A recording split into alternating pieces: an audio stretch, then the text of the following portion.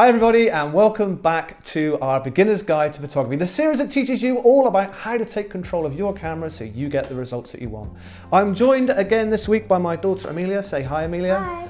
And this week we're going to be talking all about ISO. Now Amelia, between last week and this week, did you find anything out about ISO? Yes, I did that. It means International Standards Yep. Organization. Fantastic, well done. Okay, so what does that mean for our camera? Absolutely no idea. Yes, the clue is not in the title at all on this one, is it? But we're going to go through all that this week. But just before we do that, let's have a quick recap on last week's episode, which was all about shutter speeds. Oh, Dad, does that mean I get to burst a water balloon above your head again? No, Amelia, I don't think so. Roll VT. So last week we looked at shutter speeds, and with it came another scale to control. A slightly easier one to understand though, as it works just with fractions of time. Quicker shutter speeds means less light coming into the camera, and slower speeds of course means more light coming into the camera. But of course shutter speeds are not just there to control light, they're also there for another purpose, to control motion blur in your picture of anything that's moving. Really important of course for sports photographers who need to freeze action, and also landscape photographers who need to slow their shutter speeds down to increase drama in their shots. We also talked about the need to stabilize your camera whilst using those slower shutter speeds, and to do this of course you would use a tripod or another form of stabilization. So the light travels through the shutter and hits its final destination, the camera's sensor, and this is where ISO comes into play. You may be more familiar with ISO than you actually think. Years ago, when film cameras were the norm, you would have various options when buying a film, a 36 or a 24 exposure perhaps, and of course the brand. Another choice though was the film speed, which a lot of the time was known as ASA. This is exactly the same as ISO. You may recall there were film speeds such as 100, 200 and 400, and this simply signified how sensitive to light the film actually was. For example, if you were going somewhere bright and sunny, perhaps on holiday, you would use a slower film speed or 100 ASA. If you were taking pictures indoors, you would have probably been advised to purchase a 400 speed film or 400 ASA, or as we know it now, 400 ISO. So that's it. ISO is the measurement of how sensitive to light your camera sensor is. And instead of being determined by the film that you put in it, you have the options of changing that sensitivity with your ISO settings on the camera. Okay, Amelia, so now we know what ISO is, what do you think this week's photo challenge should be? Well, it would be good to take a picture in the dark, so how about the moon? Great idea. Actually, the moon is brighter than you might think, but what we could do is use our ISO, our sensitivity to light, and actually use it to photograph the stars. But we may have a challenge with that. What do you think that challenge might be? It might be a bit cloudy. It could be a bit cloudy, but we'll give it a go anyway. But before we do that, let's have a look at the scale of the ISO and how you change it on your camera. So just like shutter and aperture, there is a scale involved, and this time it's just numbers that start around 100 ISO and then doubles each time. This takes into account our stops of light. So between 200 and 400 ISO, there is one stop of light. And we also have those third stop increments as well. Now most modern cameras are capable of an ISO sensitivity around 12,800 and beyond. It just depends on your camera. Like aperture and shutter, ISO is changed on the camera, usually by a dedicated button or menu.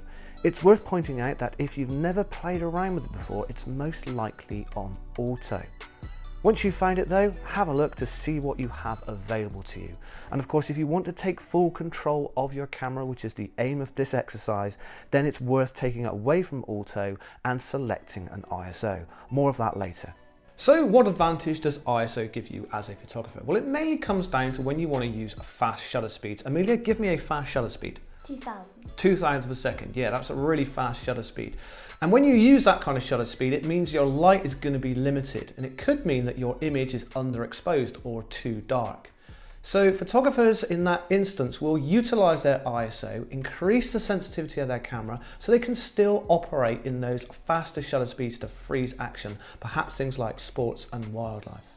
There is, however, a trade-off. As you increase sensitivity and move your ISO up to a higher number, quality unfortunately is reduced. This appears in the form of something which you may have heard of. It's called digital noise. It's the equivalent of grainy, higher speed ISO films from years ago. Images look more pixelated, less smooth or defined, and pixels with colour that shouldn't even be there make an appearance. Here in this diagram, as you can see, it's really smooth at 100 and 200, but as we move up, it gets a lot more grainy.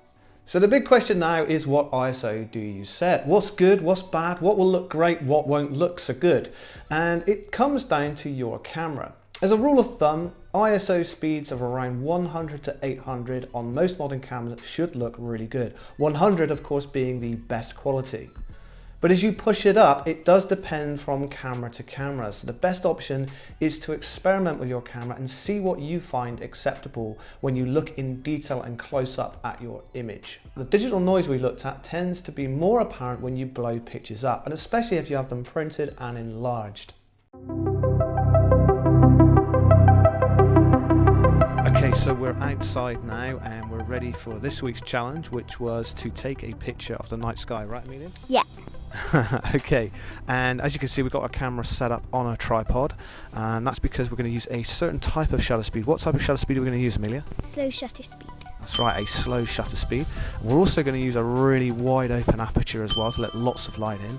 And finally, we're going to utilize our ISO, our sensitivity of our sensor. And we're going to put that up this evening to around 1600 ISO and hope that we get some clear skies, because at the moment it's looking decidedly cloudy. The moon does make an appearance every now and then, but we'll see what we can get anyway. If not, we might have to just take a picture of the clouds. What do you think? No. Well, we'll do our best. Okay, are you ready? Yeah. Okay, let's go.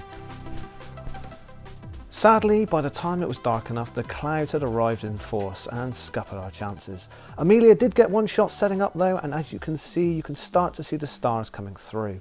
She's not given up and is looking forward to another clear night. If you are interested in astrophotography, then check out my friend and fellow Academy Trainer's site. His name is Owen Duda. He has a superb instructional blog that I'm sure you'll find useful. Okay, so that's it for this week, guys. I do hope you've enjoyed it and found it useful. In next week's episode, we're going to look at how you put aperture, shutter and ISO all together to make sure you get the right exposure and the right results that you actually want. How does that sound? That sounds complicated. It can sound complicated, but don't worry, there's a few tricks up our sleeve that will help us out. So join us next week, and thank you for watching. If you've enjoyed this video, do give us a like, and don't forget to subscribe to our videos and hit that bell icon so you never miss another one. Take care, bye!